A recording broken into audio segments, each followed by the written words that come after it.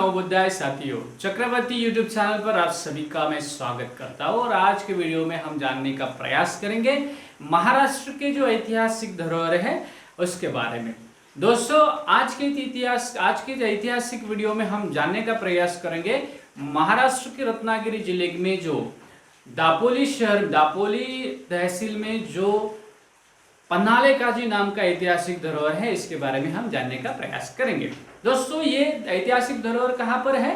तो ये ऐतिहासिक धरोहर है रत्नागिरी जिले के प्रसिद्ध ऐतिहासिक स्थल है। और ये है रत्नागिरी जिले के जो दापोली तहसील से लगभग 30 किलोमीटर अंतर पर है। और दूसरा जो है दापोली खेड़ रास्ते पर जो वाकवली नाम का रास्ता आता है, वाकवली नाम का जो एरिया आता है, वहां पर 19 किलोमीटर अंतर पर यह जगह है। दोस्तों, ये पन्हाले गांव के दक्षिण भाग के जो पहाड़ है उसके मध्य पर पन्हाले नाम का एक दुर्ग है और नजदीक ही झोलाई माता का मंदिर है, जिसे ग्राम देवता भी कहा जाता है। दोस्तों, 12वीं शताब्दी में शिल्हारों के 2 ताम्रपट यहाँ पर पाए गए। उस जगह को इस ताम्रपटों में प्रणालक कहा गया है। तो 17वीं शताब्दी में बीजापुर का जो आदिल शाह था, उस समय उन्होंने यहाँ पर एक काजी को नियुक्त किया था। तो उस काजी का शब्द इस गांव के साथ जुड़ा गया और इसे पन्हाले काजी कहा गया है। सुंदर निसर्ग यानी कि सुंदर प्रकृति का मनोहर दृश्य यहाँ पर देखा जाता है। सह्याद्री की पर्वतरांगे आपको यहाँ पर जो इस जगह पर आपको अगर ध्यान से देखेंगे तो यहाँ पर कोटजाई और धाकटी नदी, जिसे धाकटी रिवर कहा जाता है, कोटजाई और धाकटी रिवर का जो खोरे होते हैं उसमें ये जगह पाई जाती है। साधारणतः इस जगह का इतिहास ईसा पूर्व तीसरी शताब्दी से ईस्वी सन 4वीं शताब्दी तक समृद्ध इसी इतिहास के बारे में यहाँ पर जानकारी मिल जाती है। लगभग दोस्तों यहाँ पर 29 लेनियों का संकुल है और 29 लेनियों में से 28 लेनियां जो है वो कोटजाई नदी के दाहिने बाजू में है। और ये सारी लेनी कैसे है? उत्तराभिमुख है, यानी कि उत्तर दिशा में उसका मुख है। दोस्तों, 29वां जो लेनी है, 29वां लेनी जो है बागवाड़ी के गौर लेनी के नाम से उसे प्रसिद्ध है, यानी कि गौर लेनी की प्रसिद्ध है। और ये हिनयान, जिसे थेरवाद कहते हैं, महायान, वज्रयान, नाथपंथ, बाद में गानपत्य जिसे कहा गया है, लेकिन वो नाथपत्य का ही, गणपत्य यानी कि गणपति का भी शिल्प यहाँ पर पाया गया, वो भी वज्रयान से ही गुजरता है। बाद में उसे शैव लेनी भी माना गया। बाद में नाथ संप्रदाय का भी यहाँ पर स्वरूप देखा जाता है।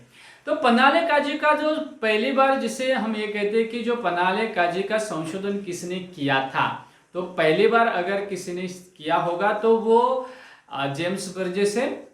तो जेम्स बर्जेस, इन्होंने इस जगह का यहाँ पर उनको सिर्फ जो कोरियू बाग होते हैं उसका जिक्र किया है। तो 1870 में उन्होंने इस लेनी का जिक्र किया, लेकिन इस लेनी को संशोधित पहली बार किसने किया है? तो दाभोल के जो अन्ना साहब शिरगांवकर थे, इन्होंने 1970 में इसको प्रकाश में लाया। अगर आप ये ध्यान से देखेंगे तो ये जो लेनी समूह था, ये लेनी समूह पूरी तरीके से, यानी कि जो नदी की जो मिट्टी थी, नदी में से जो मिट्टी आती थी और पहाड़ से पड़ने वाले जो मिट्टी थी, इससे ये पूरी लेनी क्या थी? भर गई थी। अगर हम ध्यान से देखें तो पूरी लेनी भर गई थी। फिर महाराष्ट्र गवर्नमेंट की जो पुरातत्व विभाग है, इन्होंने इस लेनी में से जितना सारा मिट्टी थी वो निकालने का काम किया। और इस लेनी के बारे में और एम.एन. देशपांडे, इन्होंने भी सखोल संशोधन किया है। तो एम.एन. देशपांडे और शोभना गोखले, इन्होंने 1139 का जो विक्रमादित्य का ताम्रपट यहाँ पर मिला था उसका जिक्र किया है।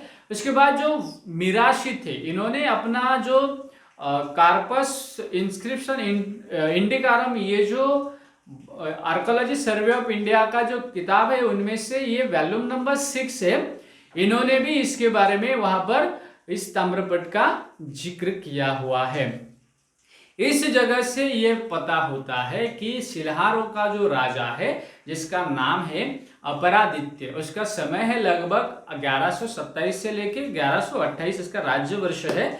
इसने जो कदम्ब नाम के राजवंश थे इनको कोंकण प्रांत से भगाकर अपने पुत्र विक्रमादित्य जो उसका पुत्र था, इसको प्रणालक इस राजधानी के दक्षिण यानी कि प्रणालिक जो राजधानी के शहरी दक्षिण कोंकण विभाग का अधिपति बनाया। अब ध्यान से देखिए, यहां पर जो अपरादित्य है उसका समय, शिलाहार का राजा प्रथम है जो अपरादित्य है, इसका समय है 1127 से लेके 1148।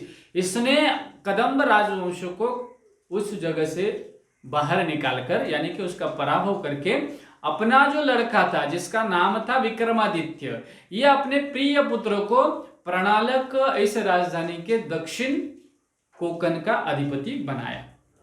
अभी आते हैं लेनी के ऊपर। दोस्तों ये जो लेनी है ईसवी सन पूर्व, जिसे ईसवी सन पूर्व 3री शताब्दी से हीनयान पंथ के भिक्षुओं के लिए लेनी का निर्माण करना शुरू कर लिया।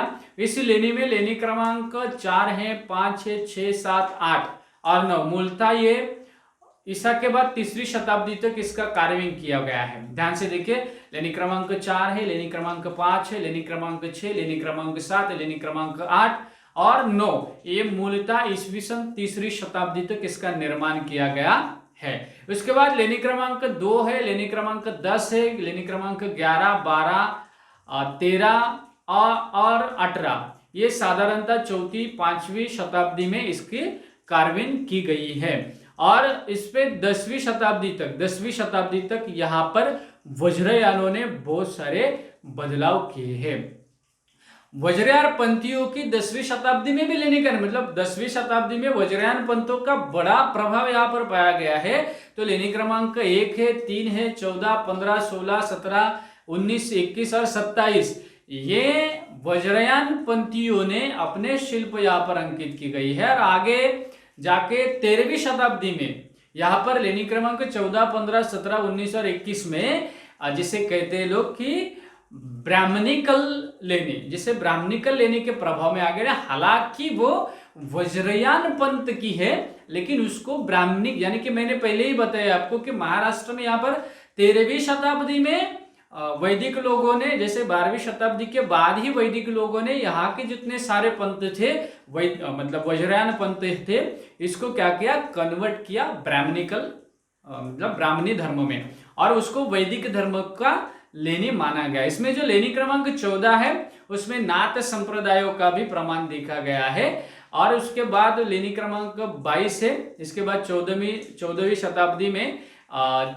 शताब्दी में नाथ संप्रदाय का प्रभाव यहाँ पर देखा गया। लेनी क्रमांक 29 नाथ संप्रदाय के लिए बनाई गई लेनी माना जाता है, लेकिन वहां पे शिल्प अंकित किए हैं। पूरी लेनी 14वीं शताब्दी में बनाई नहीं है, लेनी में शिल्प अंकित किए गए हैं वो 14वीं शताब्दी के हैं।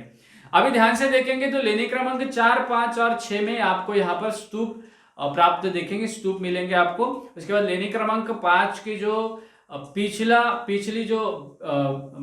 वॉल होती है या पीछे की वॉल होती है उस पे अर्धोत्कीर्ण स्तूप है यानी कि आधा स्तूप उत्कीर्ण किया गया है। उसके बाद लेनी क्रमांक 7, लेनी क्रमांक 8 और लेनी क्रमांक 9 ये मूलतः भिक्षु गृह या विहार थी। और इसके आगे लेनी के सामने बाद में बहुत सारे स्तूप अंकित किए गए पाए गए हैं।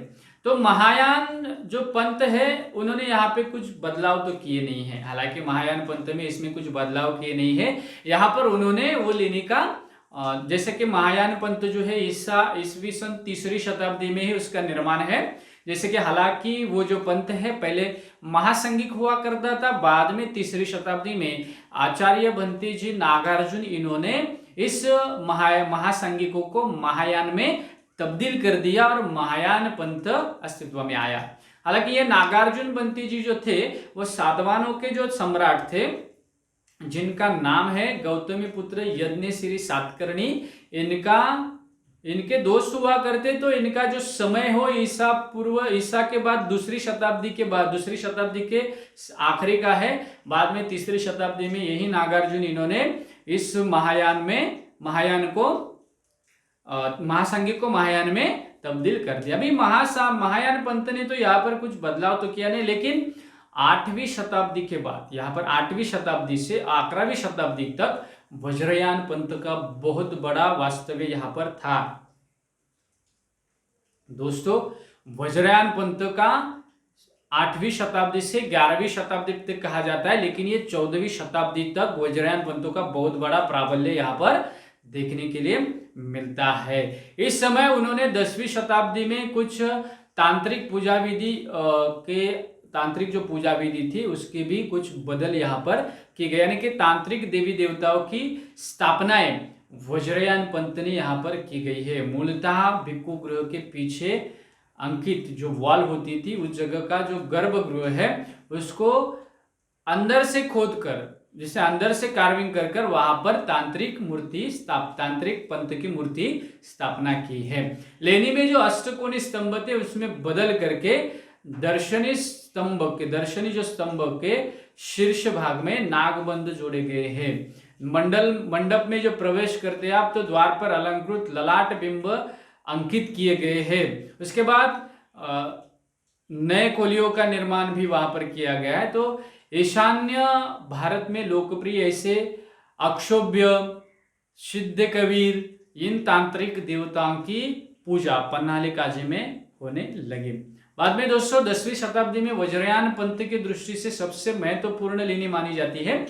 यहाँ पर महाचंड रोशन इस वज्रयान देवता की मूर्ति दुर्मिल मूर्ति है। हालांकि ये देखने के लिए नहीं मिलती, लेकिन ये भिक्खुओं का संबंध बंगाल और ओडिशा के तांत्रिक केंद्र से जोड़ा जाता है, ऐसे हमें देखने के लिए। लेकिन यहाँ पर महाचंड रोशन ये जो देवता है, वज्रयानी देवता है, ध्यान से देखिए, ये वज्रयानी देवता है और इसको बाद में वही देवता वैदिक धर्म में कन्वर्ट की गई है। हम ध्यान से और भी देखेंगे। उसके बाद लेनी क्रमांक जो 14 है उसमें नाथ संप्रदायों के भी शिल्प अंकित किए गए। हालांकि जो लेनी के प्रवेश द्वार पर उन्होंने 12 शिल्पों का अंकित किया है, जिसमें चौरंगी नाथ से लेकर कानिपनाथ तक और बहुड़ी योगिनी से अलग अलग शिल्प आपको यहाँ पर देखने के लिए मिलते हैं। गर्भगृह के शिल्पों में से आदिनाथ, मत्स्येंद्रनाथ आदि शिल्प हमें देखने के लिए मिलता है। उसके बाद गोरक्षनाथ का एक खंडित शिल्प भी आपको यहाँ पर देखने के लिए मिलता है। लेनी क्रमांक 15 में गणपति की अलग से मूर्ति बनाई गई है, जिसे गणपात्य संप्रदाय से जोड़ा जाता है, लेकिन हालांकि ये वज्रयान का पंथ है जिसे गणपात्य कहा जाता है। उसके बाद लेनी क्रमांक 16 में शिरहार कालीन की छोटे से वज्रयान मंदिर का निर्माण किया गया हमें देखने के लिए मिलता है। उसके बाद लेनी क्रमांक 18 से लेके लेनी क्रमांक 23, ये जो समूह है इसमें से लेनी क्रमांक 18 में वज्रयान पंथी है। 19 और 23 में जो कुछ बदल हो गए, उसमें 12वीं शतक में कुछ और काम करने लगे। तो 11वीं शताब्दी में जैसे कि शिलाहारों का एकाश्म देवालय बनाने का शैली है, एकाश्म देवालय बनाने की शैली हो, या 19 क्रमांक की जो लेनी है वहाँ पर छत के ऊपर रामायण महाभारत कृष्ण लीलाओं के संबंधित शिल्पपट अंकित किए गए, या हालांकि 14वीं शताब्दी के बाद में है। उसके बाद जो लेनी क्रमांक 21 में उसमें गणपति का शिल्प से यहाँ पर गणेश लेने उससे कहने लगे। उसके बाद लेनी क्रमांक 22 जो है, ये लेनी क्रमांक 22 14वीं शताब्दी में नाथपंथी लोग इसका वापर किया करते। तो हालांकि वहां पर उन्होंने नाथपंथियों की जो पद्यासन में बैठे हुए नाथ योगियों की मूर्तियों का निर्माण वहां पर किया गया था। लेनी क्रमांक 24 से लेकर 28 लेनी क्रमांक में जो 28 समूह में 24वीं लेनी है वहां पर कोई भी मूर्ति नहीं है। 25 की जो लेनी है वो आधी अधूरी है। 26, 27, 28 जो लेनी है वो ऐसे विशेष कुछ उसमें है नहीं, सिर्फ लेनियों का निर्माण किया है। और ये 1.5 किलोमीटर अंतर पर यह 29वीं लेनी है जो पूरी तरीके से नाथ संप्रदाय से जोड़ा जाता है। वहां पे आदिनाथ, मत्स्येंद्र, गिरिजा, त्रिपुर सुंदरी, 84 सिद्ध तहसील प्रांगण में आपको लक्ष्मी, गणेश, सरस्वती की भी शिल्प पाए गए हैं। ये सभी के सभी वैदिक संस्कृति के नहीं है, मैं फिलहाल बता रहा हूँ। ये वज्रयान पंथ से परिवर्तित हुए देवता है जो बाद में इन लोगों ने अपने संप्रदाय में लिया। हालांकि जो ये पन्हाले काजी का जो जगह है वो वज्रयान पंथ का प्रमुख जगह हुआ करता था। तो महाराष्ट्र का सांस्कृतिक और धार्मिक इतिहास जो से अगर इसका देखा जाएगा तो सबसे महत्वपूर्ण लेनी है। इस लेनी कला और स्थापत्य के लिए व्यतिरिक्त धार्मिक परंपराओं में बदलते हुए संप्रदाय में बदलता हुआ स्वरूप हमें यहाँ पर देखने के लिए मिलता है। अगर अध्ययन के माध्यम से हम देखेंगे तो पन्हाले काजी लेनी हीनयान बौद्ध पंथ से लेके तांत्रिक वज्रयान पंथ तक का रूपांतर और आगे जाके वज्रयान का शैव पंथ, गणपत्य और नाथ संप्रदाय में हुआ रूपांतरण, ये हमें इस वीडियो में देखने के लिए मिलता है। दोस्तों अगर इसके बारे में आपको और भी जानना है तो आपको द केव्स ऑफ पन्हाले काजी, ये जो हमारा देशपांडे एम एन देशपांडे जी का 1986 में पब्लिश हुआ बुक है, आप ये भी पढ़ सकते हैं। उसके बाद जो इस लेनी के ऊपर जिन्होंने और काम किया है, यानी कि उनका नाम है देशपांडे मधुसूदन नरहर, जिसे एम एन देशपांडे कहा जाता है। इन्होंने भी ठाणाले बौद्ध लेनी, पन्हाले काजी, वज्रयान केंद्र, शैव गणपत्य नाथ संप्रदाय का नवा प्रकाश इस विदर्भ संशोधन मंडल में पब्लिश किया, ये भी 1981 का है। और जो विजय सरडी जी थी उन्होंने भी इसके ऊपर लिखा है, recently decipher iconographic representations of Kanifnath and बहुडी।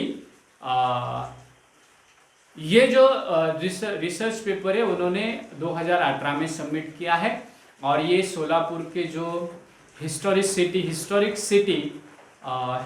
City research journal Solapur के वॉल्यूम नंबर 5 में इन्होंने ये पब्लिश किया। अगर आपको ये सारे पढ़ना है तो ये सारे एविडेंस मैंने आपको दिए हैं जो आपको और बहुत अच्छे तरीके से समझने के लिए फायदेमंद होंगे। ये ब्रिटिशों के समय में इसके बारे में कुछ ज़्यादा जानकारी इस लेनी की नहीं थी, तो ये बात ध्यान से देखिए। इस लेनी का जिक्र किया गया है लेकिन इसका पूरा संशोधन दाभोल के जो अन्ना साहब शिरगांवकर है इन्होंने 1970 में किया था, ये ध्यान में रखना है। और इसके ऊपर सबसे ज्यादा जो लिखा, शोभना गोखले ने भी इसके ऊपर लिखा है।